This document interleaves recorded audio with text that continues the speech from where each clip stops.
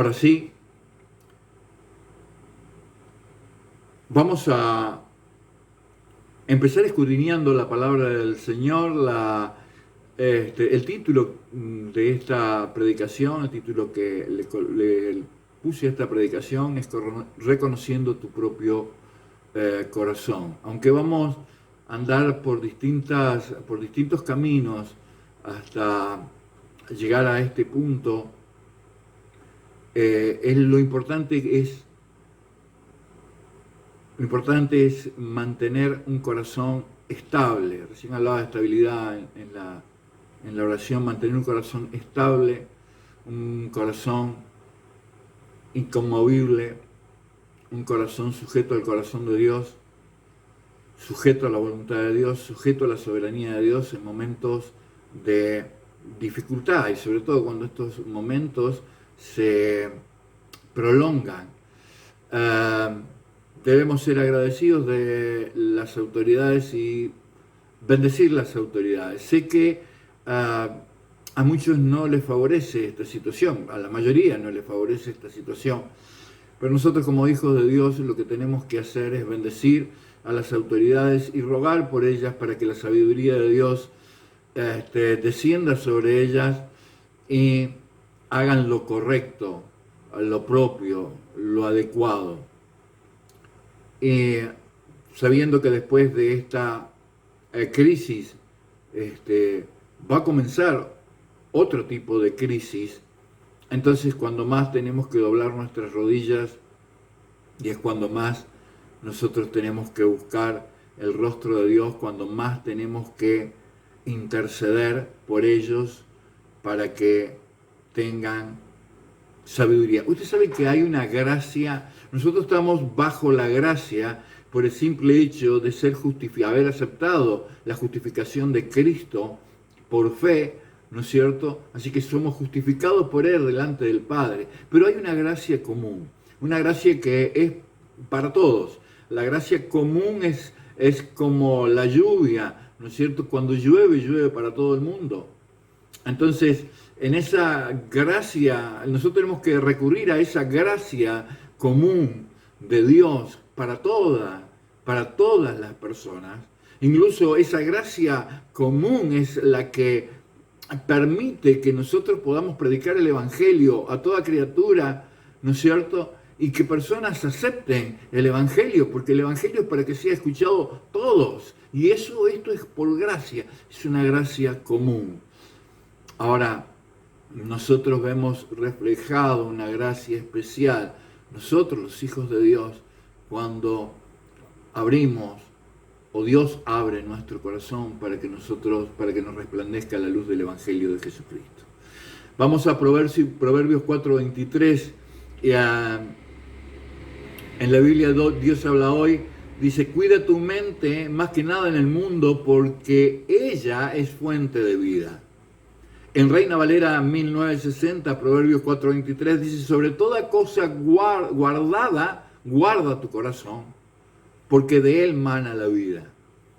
Y en Nueva Versión Internacional dice: porque sobre todas las cosas, cuida tu corazón, porque de él mana la vida. Ahora, haciendo una pequeña reflexión sobre esto, sobre todas las cosas. No dice sobre alguna cosa, o después de tal o cual cosa, o en segundo, o en tercer lugar, o en cuarto lugar. No, es sobre todas las cosas. En primer lugar, sobre todo. Pero, pastor, sobre nuestros hijos, sobre nuestra familia, sobre nuestro esposo, sobre nuestro trabajo, sobre todo, dice. Sobre toda cosa guardada, guarda tu corazón, porque de él mana la vida. Y luego vamos a llegar a ver esta situación bastante particular de por qué la necesidad de guardar el corazón, ¿no? En el cercano oriente, la tradición egipcia decía que el corazón es el centro del intelecto. En Proverbios 14:33 dice así: el corazón de los sabios, en el corazón de los sabios mora la sabiduría, pero los necios ni siquiera la conocen. Entonces, nosotros sabemos que el principio de la sabiduría es el temor al Señor. Entonces ahí vamos hilvanando, vamos encadenando, ¿no es cierto?, nuestros pensamientos. ¿Por qué? Por sobre todas las cosas debemos guardar nuestro corazón, porque en el corazón de los sabios mora la sabiduría. Y nosotros con sabiduría podemos enfrentar y llevar adelante la vida. Y en esto de llevar adelante la vida, llevamos adelante nuestro matrimonio, llevamos adelante nuestra familia, nuestros hijos, llevamos adelante el trabajo. Pero no es en nuestra sabiduría, no es en nuestro conocimiento, que eso es un punto bastante particular. Yo creo que porque soy hijo de Dios, entonces que Dios me va a dar la sabiduría. No, nuestra sabiduría tiene que coincidir, ¿no es cierto?, con lo que la palabra de Dios dice. No es en nuestra sabiduría y porque tenemos un condicional, somos hijos de Dios. No, no es así. El hecho de que nosotros seamos hijos de Dios, la garantía de ser un hijo de Dios es que nosotros hagamos lo que su palabra nos dice, hagamos lo que su palabra nos indica.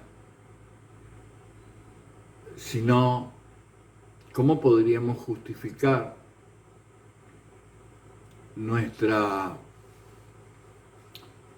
la paternidad de Dios sobre nuestras vidas si no somos obedientes a su palabra? Ahora, siendo obedientes a su palabra, la sabiduría de Dios reposa hasta en el corazón, hasta de los más simples, hasta de los más sencillos. Y se manejan en la vida con sabiduría. Con sabiduría que perdura, con sabiduría prolongada, con sabiduría hasta el fin. Tenemos una promesa de parte de Cristo de que Él nos va a acompañar hasta el fin. Y eso es muy importante, que nosotros manejemos, ¿no?, nuestro hogar, que nosotros nos conduzcamos en nuestros matrimonios y en todas las relaciones interpersonales, porque si hay algo que caracteriza al hombre es que nosotros nos relacionamos a través del lenguaje y a través de la cultura, y que no podríamos ser individualmente. Nosotros nos vamos construyendo uno a otro a partir de las relaciones, y también sabemos que el pecado y que el diablo lo que viene a hacer, lo que trata de hacer, lo que hace todos los días de nuestras vidas es romper relaciones. Sí, por eso digo, y por eso esta palabra también, porque hace bastante tiempo, hace más de 30 días, 40 días, y se va a extender un poco más. Entonces, ver cómo está nuestro corazón, porque el hecho de estar en la casa y no estar acostumbrado a estar todo el tiempo en la casa y convivir con los miembros de la familia puede hacer que ese corazón pierda el norte, pierda el rumbo. Pero vamos a escudriñar la palabra para, si está bien, bárbaro, refrescamos el conocimiento, pero si hay que corregir el rumbo, lo podemos hacer, y lo podemos hacer porque conocemos lo que la palabra de Dios dice. En Primera de Reyes 3:5 dice: Y esto fue cuando Dios se le aparece en sueños a Salomón. Allí mismo se le apareció el Señor en un sueño y le dijo, pídeme lo que quieras. Salomón respondió, tú trataste con mucho amor a tu siervo David, mi padre, que se condujo delante de ti con lealtad y justicia y con un corazón recto. Y como hoy se puede ver, has reafirmado tu gran amor al concederle que un hijo suyo lo suceda en el trono. Aquí está hablando en tercera persona. Ahora, Señor, mi Dios, primera persona, me has hecho rey en lugar de mi padre David. Reconoce su condición. No soy más que un muchacho y apenas sé cómo comportarme. Sin embargo, aquí me tienes, un siervo tuyo en medio del pueblo que has escogido, un pueblo tan numeroso que es imposible contarlo. Yo te ruego que le des a tu siervo discernimiento para gobernar a tu pueblo y para distinguir entre el bien y el mal. De lo contrario, ¿quién podrá gobernar a este gran pueblo tuyo?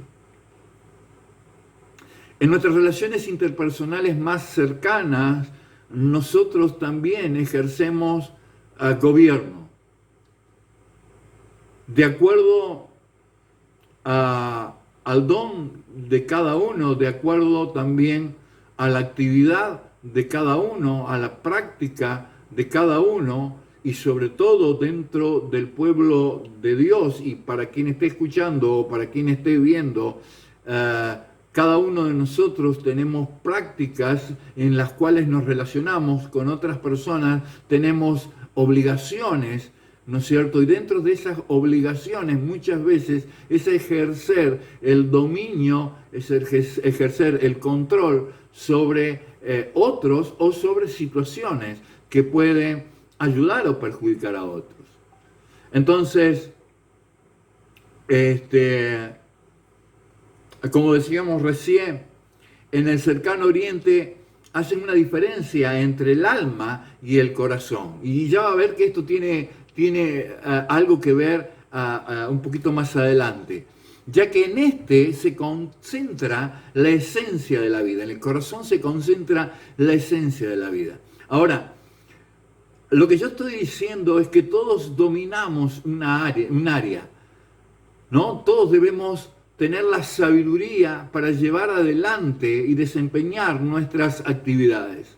En nuestro hogar, en nuestra familia, como padres, como esposos, como empleadores. En la Biblia habla de amos en aquel tiempo, como empleadores, como empleados tenemos responsabilidades y muchos tienen a otros empleados a cargo. Entonces tenemos responsabilidades. Tenemos, muchos de nosotros, en el caso del liderazgo espiritual, tenemos una responsabilidad que primero es delante de Dios, porque es a Él a quien le vamos a rendir cuenta, ¿no es cierto?, de la responsabilidad que tenemos, ¿no es cierto?, por las personas que nos escuchan y que reciben la palabra y que aceptan la palabra. Y muchas veces la palabra no es tan sencilla de aceptar, no es tan fácil de aceptar.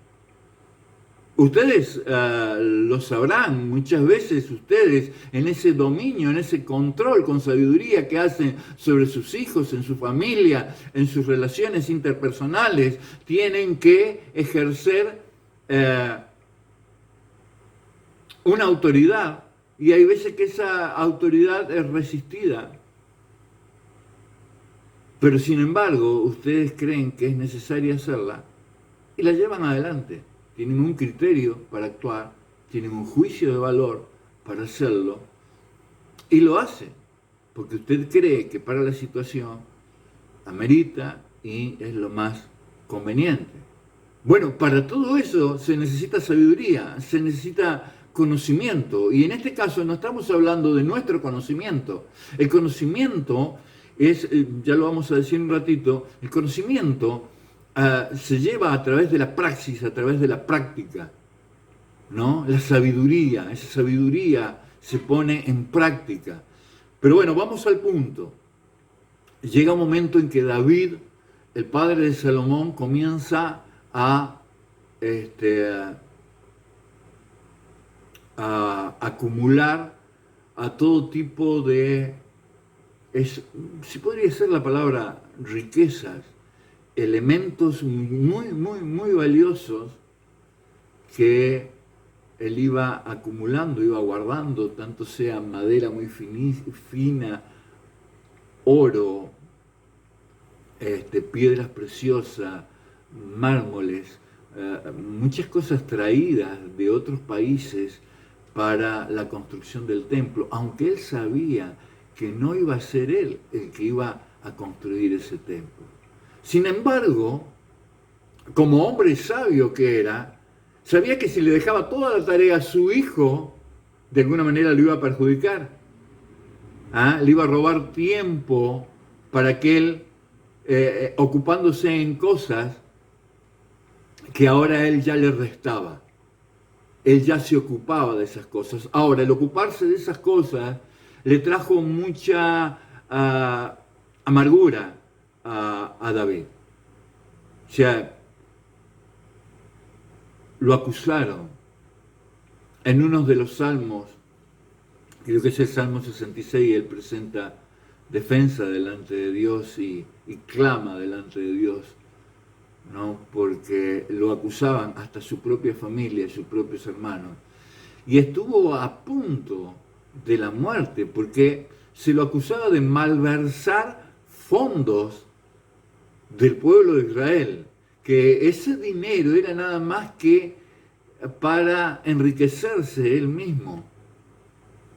Y en Crónica, en el capítulo 29, desde el versículo 10 en adelante, no lo voy a leer todo para no hacerlo tan extenso, hasta el 17, tomé yo y voy a leer el versículo 17, él hace toda una consagración de esos elementos, a pesar de que el templo todavía no estaba construido.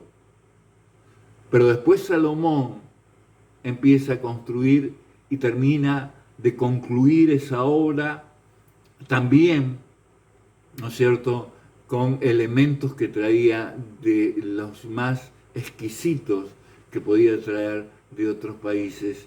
Esos países y los reyes de esos países se lo daban a Salomón con un agrado enorme porque reconocían la sabiduría que estaba depositada en Salomón.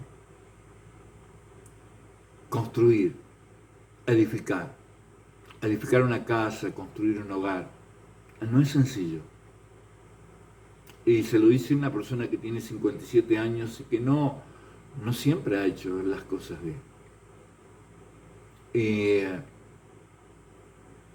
Y que se cometen errores en ese construir.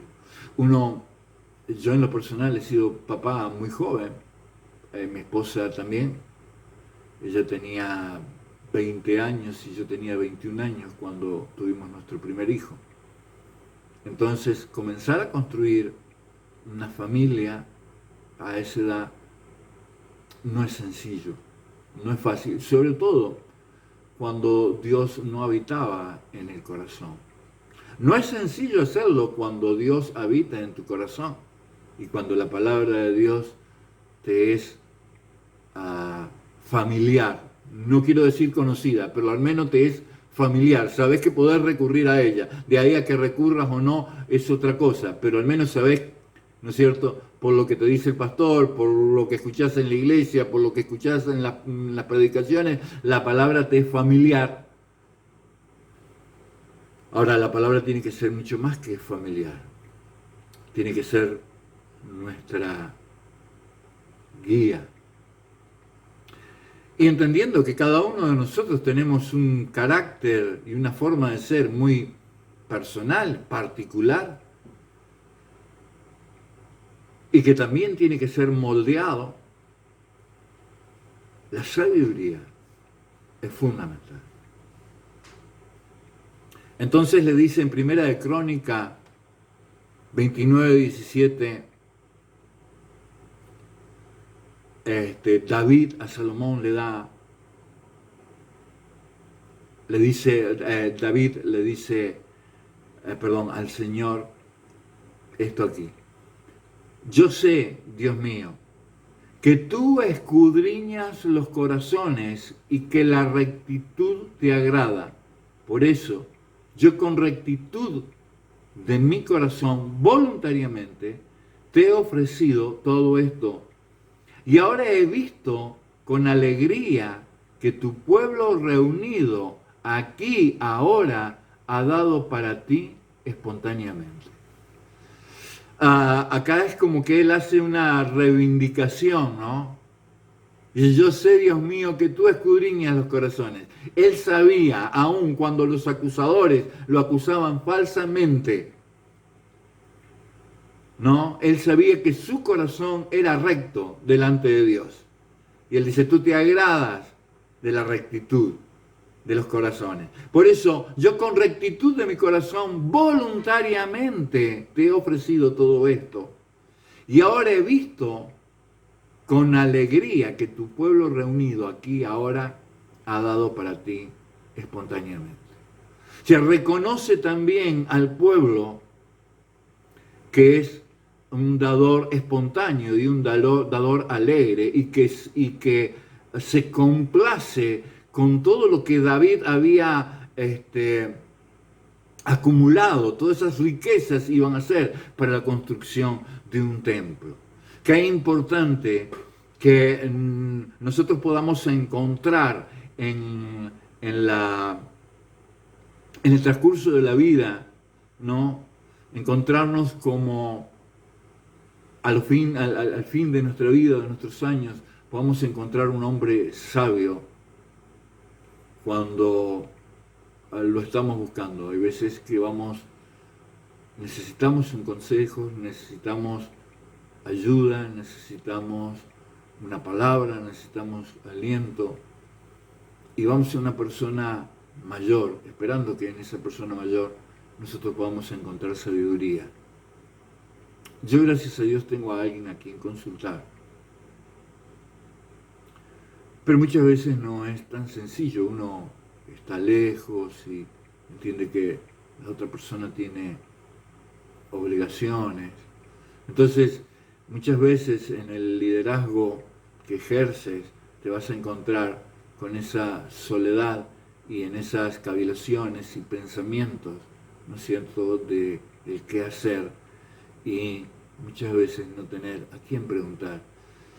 Pero cuando nosotros llevamos esta carga delante del Señor, indudablemente que si lo hacemos con integridad de corazón, Dios no nos va a dejar sin la respuesta que nosotros estamos necesitando.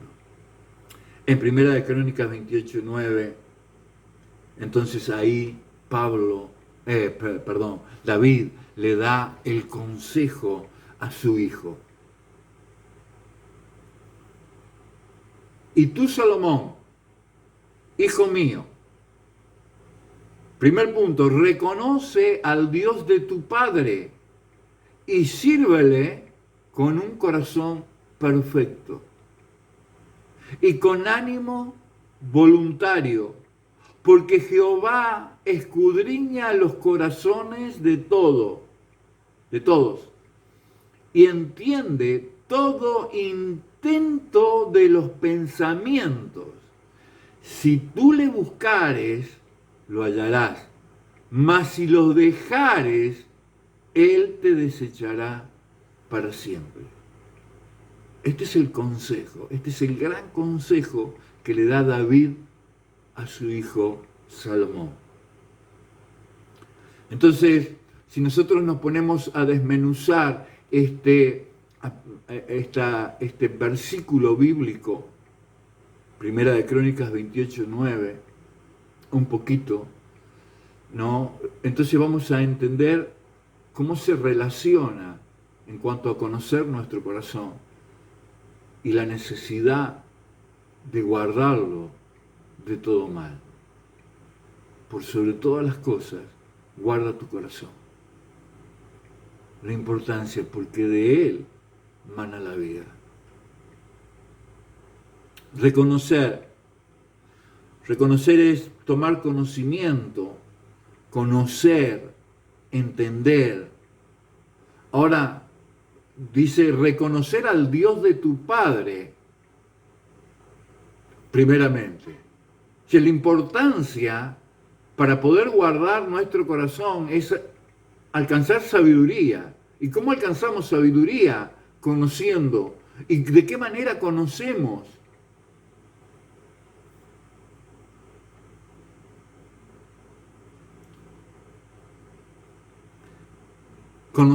Tenemos un conocimiento, podemos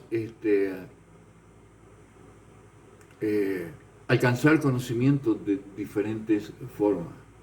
Posiblemente nuestro primer conocimiento o nuestro primer acercamiento a Dios sea un conocimiento experiencial, sea un conocimiento experiencial a partir de un encuentro que hemos tenido con Él. Yo me acuerdo que después de haberme llevado obligado a una reunión evangélica, yo dije de mi pastor, ese es un ignorante, no sabe lo que está hablando. Entonces se lo dije a mi esposa, ¿cómo va a decir tantas barbaridades? Sin entender que el ignorante era yo. Y dije varias cosas más. Entonces mi esposa me dice, bueno, pero ¿por qué no se lo decís a él? ¿Para qué me lo decís a mí? Y le digo, bueno, decirle que yo quiero hablar con él. Y de alguna manera yo iba a discutir con el pastor. Iba a pelear con el pastor. Él vivía en una casa muy humilde. Muy humilde. Una casa de adobe, de ladrillo, de barro, revocada, por supuesto, impecable por dentro, muy limpia. Me atendió en la sala, porque ni siquiera era un living, era una sala, y ahí tenía un sillón amplio, y yo me siento, me dice, Horacio, sentate en el sillón. Y cuando yo me siento en el sillón, yo sentí que me tiraban baldadas de paz. Baldadas de paz. Si toda esa bronca acumulada, posiblemente de muchos años, de mucho tiempo, de mucha historia en mi vida, necesitaba ser aplacada. Y no la iba a aplacar él con su palabra o contradiciéndome. Fue el Espíritu Santo el que se encandiló. En el momento en que yo me senté, a mis baldadas de paz vinieron a mi vida. Mi corazón y mi espíritu se saturó de la paz de Dios. Y allí él comenzó una conversación. Si me preguntas qué conversamos, yo no me acuerdo. Yo me acuerdo que después de mucho hablar, cuando me levanté de ahí, le di la mano y le dije, pastor, nos vemos el jueves. Ese es un conocimiento experiencial, no con mi pastor, es con Dios. Mi pastor tenía mi mismo carácter o posiblemente peor que el mío, porque había que escucharlo predicar a mi pastor. Pero yo tuve un encuentro, mi primer encuentro experiencial en ese momento, y fue con el Señor, y fue con el Espíritu Santo de Dios, que me permitió abrir mi corazón sin que nadie lo forzara, sin que nadie lo exigiera. Luego viene un conocimiento intelectual, es el conocimiento objetivo. Es el conocimiento que nosotros tenemos a partir de conocer la palabra, de leer la palabra, de escudriñar las escrituras, de tratar de encontrar la verdad en lo escrito, ¿no? Porque es su palabra hablada, es la enseñanza que Él nos dejó. Si nosotros decimos, a mí la teología no me importa, nosotros estamos diciendo ahí que no nos importa la doctrina. Y si decimos que no nos importa la doctrina, estamos diciendo que no nos importa ser enseñados, porque doctrina es enseñanza. Ahora, ¿sabe cómo se le dice a la persona enseñable? Porque uno puede enseñar, pero del otro lado tiene que haber una persona enseñable. Se le dice aprendiente. Porque la persona está aprendiendo. Y está aprendiendo a aprender muchas veces. Yo cuando fui a la universidad tuve que aprender a aprender. Y eso se lo tengo que agradecer a los profesores. Incluso a los profesores que en algún momento me tuvieron que parar el carro.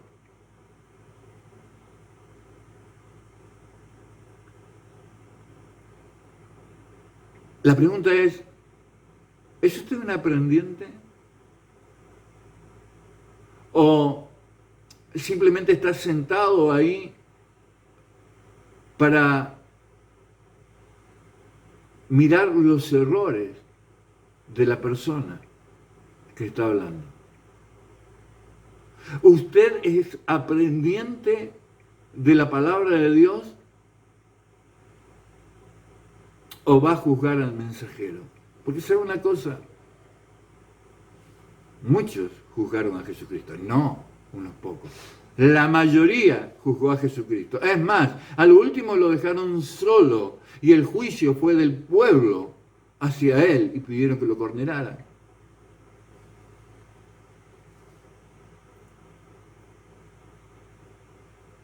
La palabra, luego viene una palabrita bastante particular acá, dice, y servirle con corazón perfecto. Y la palabra servir en latín es diaconía y es aplicable a servicio.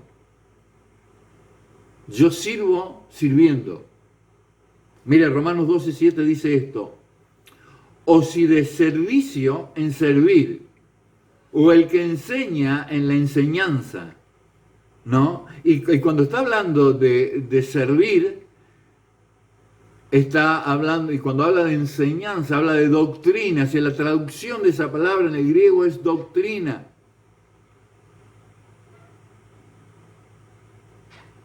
Didaskatía, doctrina, enseñanza. ¿Cómo puedo enseñar si no conozco la palabra? Romanos 12:8, el que exhorta en exhortación, y el que reparte con liberalidad, y el que preside con solicitud, y el que hace misericordia con alegría. Ahora, es servir sirviendo. Fíjense que cada uno de estos puntos es un servicio a Dios. Ahora, ¿cuál es el corazón con el que estoy sirviendo? Porque todo el mundo puede llegar a tener una disposición al servicio, pero una disposición equivocada. Porque si yo sirvo nada más que para obtener un beneficio, no estamos hablando del Dios de la Biblia, estamos hablando de otro Dios, que es el amor al dinero. Si yo sirvo nada más que para servirme del dinero, que para ser mercancía de aquellos que escuchan, ¿qué clase de siervo? No, o sea, yo no estoy sirviendo a Dios, porque mi servicio primeramente es a Dios, porque Dios pone en mí el querer como el hacer por su perfecta voluntad. Entonces mi servicio es estar a disposición de Dios para que Él actúe a través de nosotros en el servicio a otros.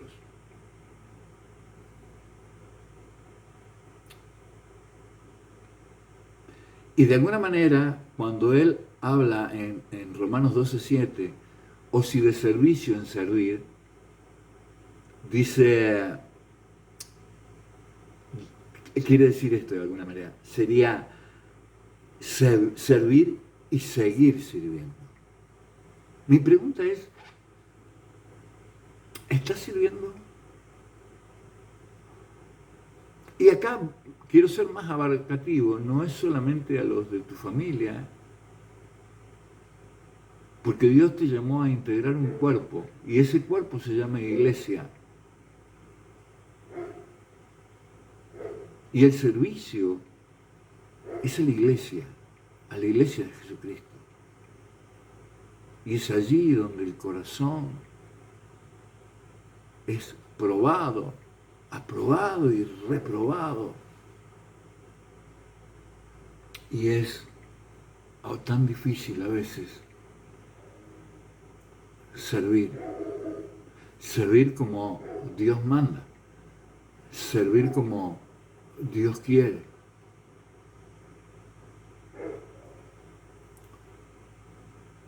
Dice 1 Timoteo 6:2, y los que tienen amos creyentes, en este caso sería los que tienen empleadores creyentes, dice, no lo tengan en menos por ser hermanos, sino sírvanles mejor por cuanto son creyentes y amados los que se benefician de su buen servicio.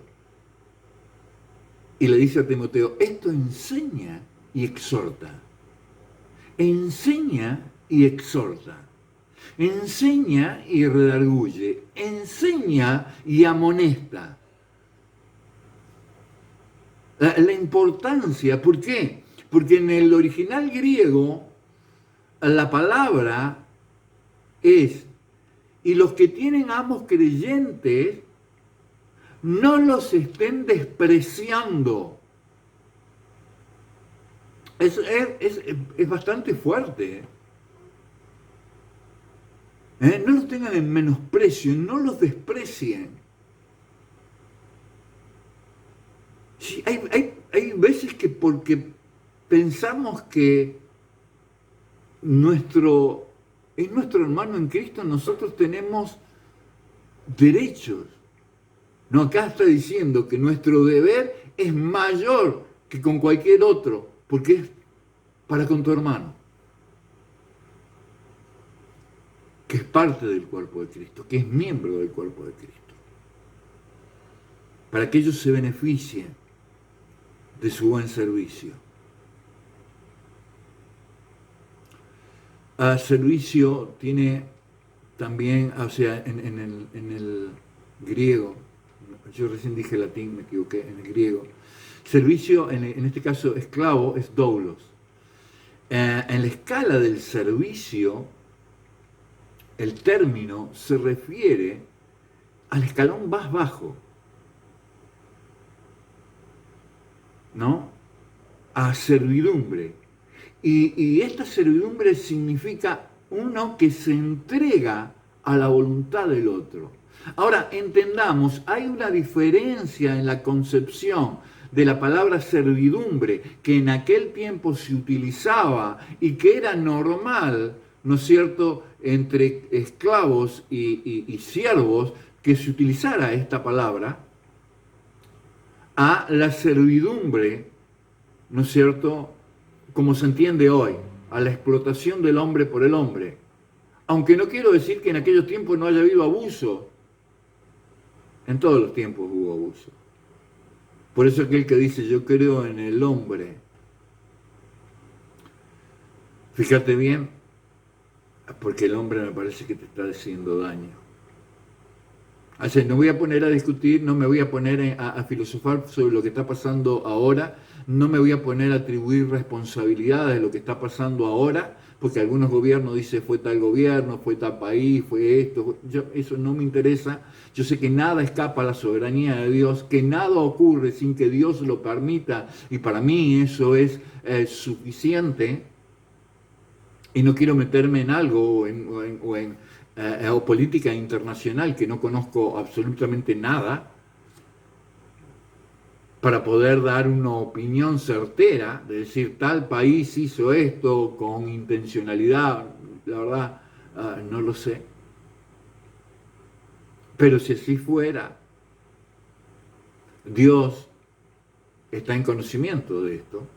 Ahora, y nada escapa a los propósitos de Dios en su soberanía. Entonces, fíjate bien en quién pones la confianza.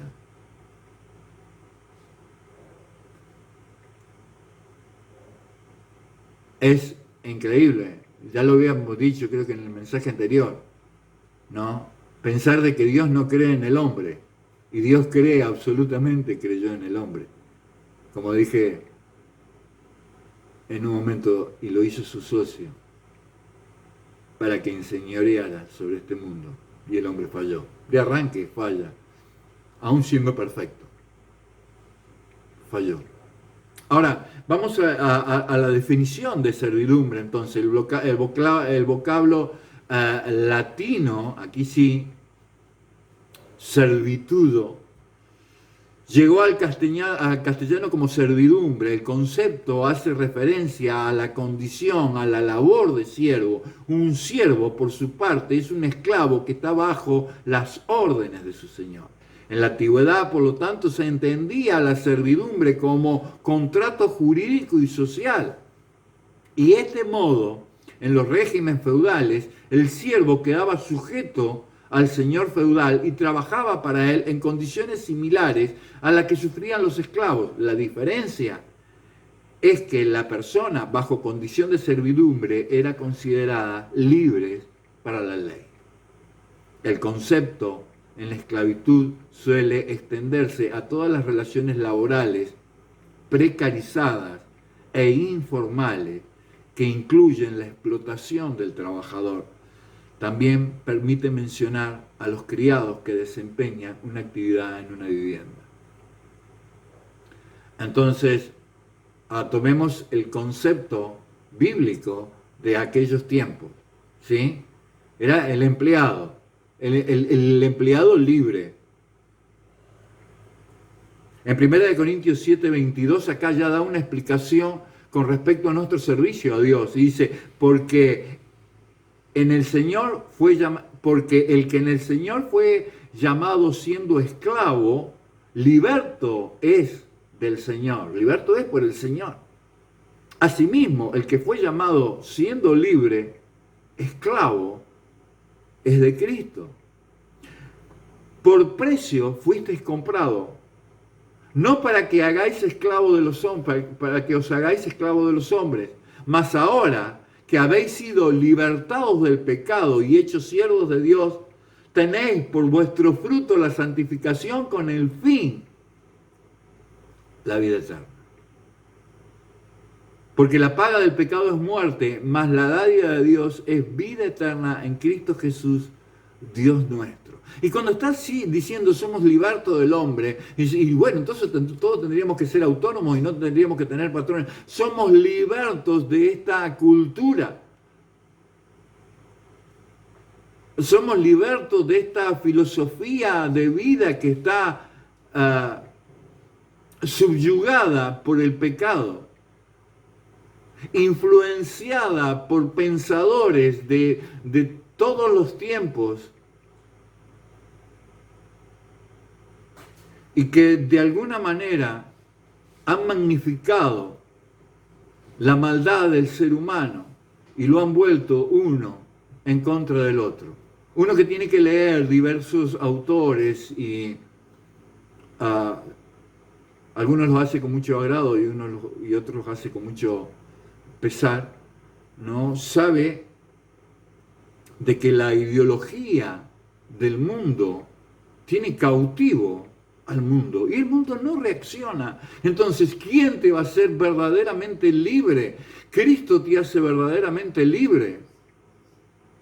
Llegaron filósofos como Nietzsche, como Freud, como Marx.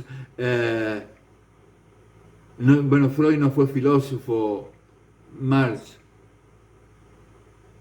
algunos entienden una filosofía marxista, pero todos negaron a Dios, todos dejaron de lado a Dios, se volvieron en contra de Él y se rebelaron en contra de Dios. Bueno, así está el mundo como está. La palabra de Dios nos enseña que si nosotros volvemos nuestro corazón a Cristo, entonces nuestro corazón va a alcanzar sabiduría. ¿Sabiduría para qué? Para vivir mejor, para utilizarla en favor del otro.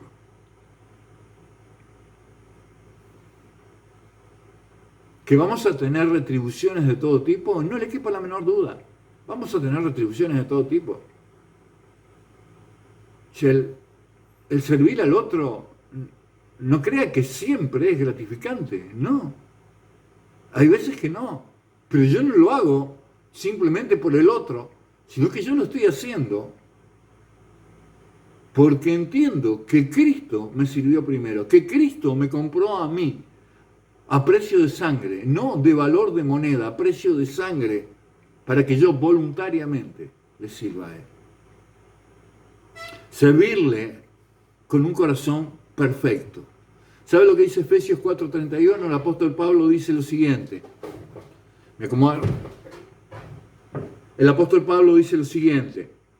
Quítense de vosotros toda amargura, enojo, ira, gritería, maledicencia y toda malicia. O sea, vemos, y podrían citar un montón de versículos, muchísimos versículos que tienen que ver con esto. O sea, ¿de dónde lo debemos quitar? ¿Dónde piensan ustedes que la amargura anida? ¿Dónde tiene lugar el enojo? ¿Dónde tiene lugar la ira? ¿Dónde tiene lugar la gritería, la maledicencia y toda malicia si no es en el corazón del hombre? Entiendan que con un corazón así es imposible servir, al menos para Dios. Usted piensa que su servicio es efectivo porque hace cosas para el otro, aún en estas condiciones. Bueno, está bien, si para usted cree que eso es servir al otro, yo no me voy a poner a discutir con usted, pero lo que le voy a decir, usted no está sirviendo al Dios de la Biblia. Estará sirviendo a otro Dios, a su forma, a su manera, copiando o apropiándose de las doctrinas, de las enseñanzas del mundo, pero no de la de Dios. Mira, ayer tuve una charla muy interesante con una persona profesional, porque uno no deja de hacer proyectos, ¿no? Y esta persona se encargó de hacerme saber, con muchísima sabiduría, cómo era el santiagueño. Y no me quiero extender en esto, pero la verdad que tuve que darle gracias por comprender algunas cosas. Y el daño que comenzó el 16 de diciembre de 1993 en el gobierno de Menem, con la política tomada por Cavallo hacia los santiagueños, el daño que los cordobeses le hicimos a los santiagueños. En ese tiempo, Santiago estalla, ¿no es cierto?, en un estallido social, ¿no?, una revolución social aquí en Santiago del Estero, y yo no sabía nada de esto. En donde el actual gobernador de Córdoba se hizo cargo de esa situación como interventor de Menem. Y me contaba esta persona todo el daño que se le hizo al santiagueño. Quiero hablar en primera persona, al santiagueño.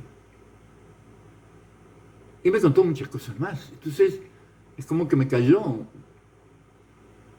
un velo de los ojos, ¿no? Y cómo el mundo, y ahí me doy cuenta cómo el mundo espiritual opera y conspira muchas veces. Sabemos que no tenemos lucha contra carne y sangre, sino contra huestes espirituales de maldad en las regiones celestes. Eso es lo que me dice la palabra, cómo el mundo espiritual conspira aún contra nuestro propio ministerio para llevarlo adelante. ¡Qué tremendo! Viene un cordobés, nacido en San Francisco, a llevar adelante una congregación de santiagueños. Es como que hay una tensión, ¿no? Bastante ambigua la cosa, ¿no? Entonces, agradezco a Dios que haya puesto a esta persona en mi camino para desasnarme de algunas cosas, ¿no? Santiago 4:8 dice, acercaos a Dios y Él se acercará a vosotros. Pecadores, limpiad las manos y vosotros, lo de doble ánimo, purificad vuestros corazones.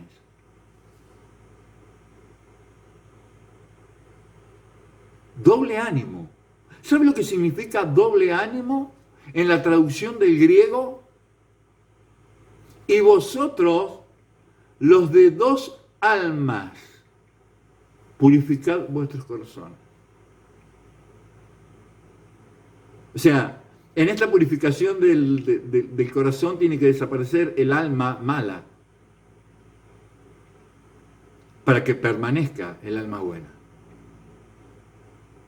¿Cómo es aplicable esto del doble ánimo? El hombre que salió, que trabajó todo el día en la casa, que fue tan cortés, tan gentil en su trabajo, que se relaciona perfectamente con sus compañeros de trabajo, que es muy educado y muy atento, en la casa es una persona transformada. La mujer que trabajó todo el día en su casa, que se esforzó, que limpió, que supongamos que no tiene que trabajar en otro lado, ¿no? O sea, si tiene que trabajar en otro lado, esto multiplique, lo que voy a decir, multiplíquelo por 2. Pero que se esforzó en su casa, trabajó, lidió, por así decir, con los niños, ¿no? Hoy que usted tiene que estar en su casa haciendo las tareas junto con sus hijos porque los profesores, los maestros le mandan las tareas para que las hagan en el hogar. Y tiene que recibir a su esposo. ¿Con cuál alma lo recibe? ¿Cómo es su corazón? Hay un corazón bondadoso, generoso, respetuoso de la labor del otro. Hay un corazón dispuesto al servicio, porque entre cristianos, tu esposa y tu esposo son hermanos en Cristo. Por lo tanto, servidores unos del otro. Ahora, ¿habrá algún alma que tenga amargura, enojo, ira, gritería, maledicencia y pensamientos de malicia hacia la otra persona? ¿Vieron esas personas que hablan mal del cónyuge permanentemente? Que se viven quejando del cónyuge permanentemente.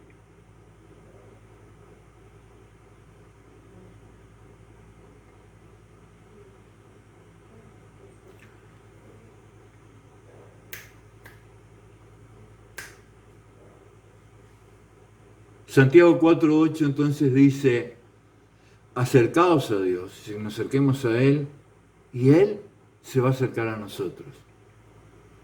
Pecadores, limpiad las manos, y vosotros, lo de doble ánimo, perdón, casi se me cae el micrófono. Purificad vuestros corazones, los de doble alma. Proverbio 18:14 dice, el ánimo del hombre soportará su enfermedad, mas ¿quién soportará el ánimo angustiado? Si vos podés llegar a tu casa y encontrar a tu mujer angustiada, y vas a entender y posiblemente te preguntes, ¿qué te pasó? ¿Cómo estás? Y ocasionalmente Por las circunstancias de la vida nos vamos a encontrar en situaciones así o viceversa, que el marido llegue del trabajo y llegue angustiado. Ahora, ¿quién soportará el ánimo angustiado? ¿Quién soportará la persona que permanentemente está quejándose? ¿Quién soportará la persona que permanentemente está airada, está enojada porque él está encadenado? ¿Quién la soportará? Es muy difícil, ¿no? Y esto no es para que usted reflexione con respecto al otro, sino para que usted reflexione con respecto a usted mismo. ¿Quién soporta el ánimo de un empleado que está siempre sin ganas? Que respira como si tuviera un respirador, porque si no, ni ánimo de respirar, ni ánimo de mover una pierna, ni ánimo de obedecer. ¿Por qué? Y porque lo domina la angustia. Ageo 2:4 dice, pues ahora Zorobabel, esfuérzate, dice Jehová. Esfuérzate también, Josué, hijo de Josadac, sumo sacerdote. Y cobrad ánimo, pueblo todo de la tierra, dice Jehová, y trabajad, porque yo estoy con vosotros, dice Jehová de los ejércitos. Al principio, cuando empezó todo esto, yo les dije a ustedes, y lo puse en un post, que vi que la iglesia de Jesucristo trabajaba de rodilla y era suplida por Dios en todas las cosas. Se lo puede haber creído, ¿no? Porque usted puede decir, pero ¿cómo me dice eso, pastor, si yo no puedo trabajar? Allá se lo he dicho antes. Si usted no lo entendió, esto es aclaratorio. Pero la palabra de Dios está diciendo algo importante y algo para que tengas en cuenta en este tiempo. Y cobrad ánimo, pueblo todo de la tierra, dice Jehová, y trabajad porque yo estoy con vosotros, dice Jehová de los ejércitos. Vamos, mi hermano. La palabra dice, ¿quién va a soportar a alguien que está angustiado permanentemente? Es insoportable. Es más, Dios nos lo aprueba. No sé cómo estará tu ánimo. No sé si Dios te estará hablando o si no te está hablando. No sé si estarás pensando demasiado en el mañana para que ese ánimo se encuentre de la forma que está. Pero la palabra de Dios te dice, cobrad ánimo. Cuando habla de ese ánimo, habla de una sola alma, no habla de esa otra alma. El ánimo en donde está depositada esta palabra es en la confianza que te inspira Dios sobre sus atributos divinos. Es ahora donde tu fe está siendo probada como el oro en el crisol. Y es ahora donde tenés que demostrar fidelidad y confianza en su palabra. Y esa palabra tiene que estar saturada de Dios. Tú tienes que estar saturado de Dios por dentro y saturado de Dios por fuera, porque es el tiempo de llevar mensaje a la gente que está desesperanzada. Primera de Pedro 5:2 dice, apacentad la grey de Dios, que está entre vosotros, cuidando de ella, no por fuerza, sino voluntariamente, no por ganancia deshonesta, sino con ánimo pronto.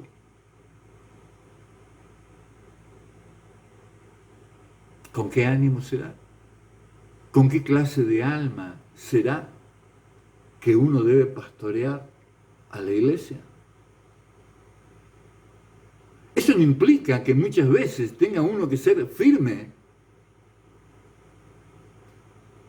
Pero esa firmeza, como indudablemente el Espíritu Santo ahora te debe estar ministrando a vos y posiblemente te esté ministrando a vos con más firmeza de la que yo te estoy hablando ahora. ¿O no?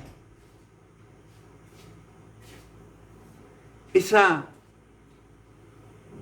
ánimo pronto es con una disposición de ánimo permanente.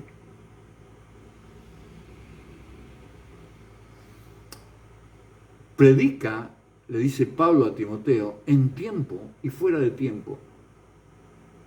Insta, redarguye.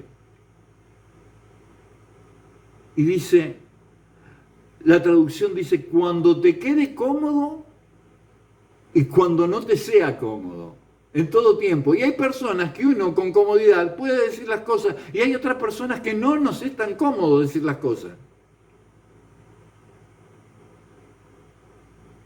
Pero eso no me desliga a mí de la responsabilidad de predicar el Evangelio y de hacerlo con el ánimo que la palabra de Dios me dice que lo haga. Así que cuando voy a ministrar a alguien, tendría que chequear primeramente cómo está mi corazón antes de hacerlo.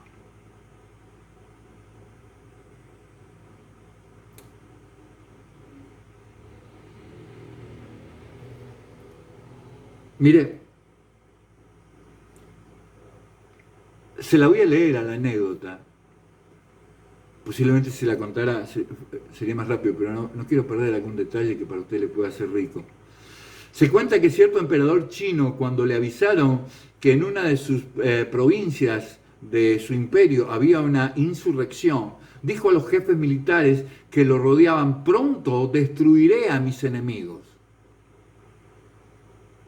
Éxodo, bueno, y acá da algunos, esta prédica luego se la voy a pasar por escrito, entonces él tiene por la radio, la va a tener por video, la tiene por escrito, hermano, va a estar completita. Pero entonces dice, se cuenta que cierto emperador chino, cuando le avisaron que en una de sus provincias, en una de las provincias de su imperio había una insurrección, dijo a los ministros de su gobierno y a los jefes militares que lo rodeaban: vamos, seguidme, porque pronto destruiré a mis enemigos. Cuando el emperador y sus tropas llegaron a donde estaban los rebeldes, él trató afablemente a estos, quienes, por gratitud, se sometieron a él de nuevo. Todos los que formaban el séquito del emperador pensaron que él ordenaría la inmediata ejecución de todos aquellos que se habían sublevado contra él. Pero se sorprendieron en gran manera al ver que el emperador trataba humanitariamente y hasta con cariños a quienes se habían rebelado. Entonces el primer ministro preguntó con enojo al emperador: ¿de esta manera cumple vuestra excelencia su promesa? Dijiste que veníamos a destruir a nuestros enemigos y habéis perdonado a todos y a muchos hasta con cariño le habéis tratado. Entonces el emperador, con actitud generosa, dijo: os prometí destruir a mis enemigos, y todos vosotros veis que ya nadie es enemigo mío. A todos los he hecho mis amigos. Es interesante la anécdota, ¿no? Él prometió destruir a sus enemigos, pero con sabiduría transformó a sus enemigos en amigos y no tuvo que destruir a nadie. A una sabiduría pastoril, tendría que, pienso yo, ¿no? Hay razones para hacer esto. En Primera de Crónicas 28:9 dice: y tú, Salomón, hijo mío, reconoce al Dios de tu Padre y sírvele con corazón perfecto y con ánimo voluntario, porque Jehová escudriña los corazones de todo y entiende todo intento de los pensamientos. Si tú le buscares, lo hallarás; si lo dejares, él te desechará también. Entonces hay razones. Primero, porque Jehová escudriña los corazones de todos. Mi hermano, ni tu corazón ni mi corazón están exentos de esto. En la omnisciencia, en la omnipresencia, en Dios Todopoderoso, Él conoce a cada uno de nosotros por nuestro corazón. Dice la palabra de Dios que el Espíritu de Dios, que como Dios conoce el corazón del hombre, y como el Espíritu de Dios intercede por el hombre con gemidos indecibles, es que nosotros cuando no tenemos la capacidad de pedir como nos conviene, porque Él conoce nuestro corazón y el Espíritu Santo de Dios está intercediendo por nosotros, es que Él puede entender lo que nos está pasando, lo que nos está ocurriendo. Y entiende todo intento de los pensamientos. Ese intento de los pensamientos es toda la intención que tiene el corazón. ¿Cuáles son las intenciones de tu corazón? Las intenciones de tu corazón responden al alma, a esa sola alma que está siendo impartida en el Espíritu, infundida en el aliento de Dios por su palabra, o hay otra alma que Dios puede ver en nosotros y que nosotros debemos dejar descubrirla, porque ya está al descubierto, ya estamos desnudos delante de Dios. El salmista decía, escudriña mi corazón, Señor, hay que tener valor. Está diciendo, mira, hay doble ánimo, hay otra alma. Sin embargo, el rey David, dice, ¿por qué te abates, alma mía, dentro de mí? Alma mía, dentro de mí. Confía en Dios, porque aún he de alabarle. Sí, posiblemente esa alma que confía muchas veces pueda estar abatida, pero eso no quiere decir que esté llena de ira, de enojo, de gritería, de malicia. Eso es otra cosa. Y David le habló a un alma, a esa alma que se relacionaba con Dios, a esa alma que era infundida en esperanza, en fe.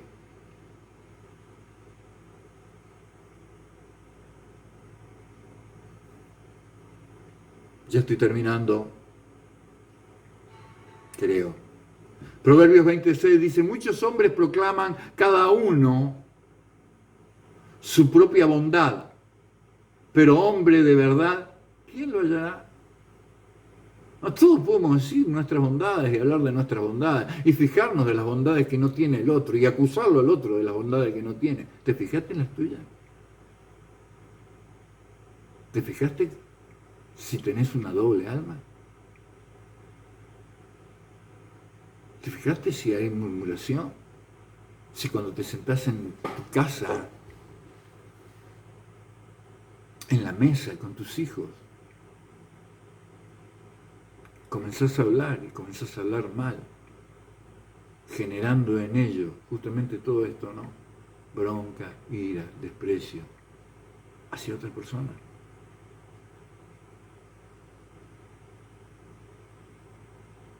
Proverbio 27 sigue diciendo, camina en su integridad el justo, sus hijos son dichosos después de él.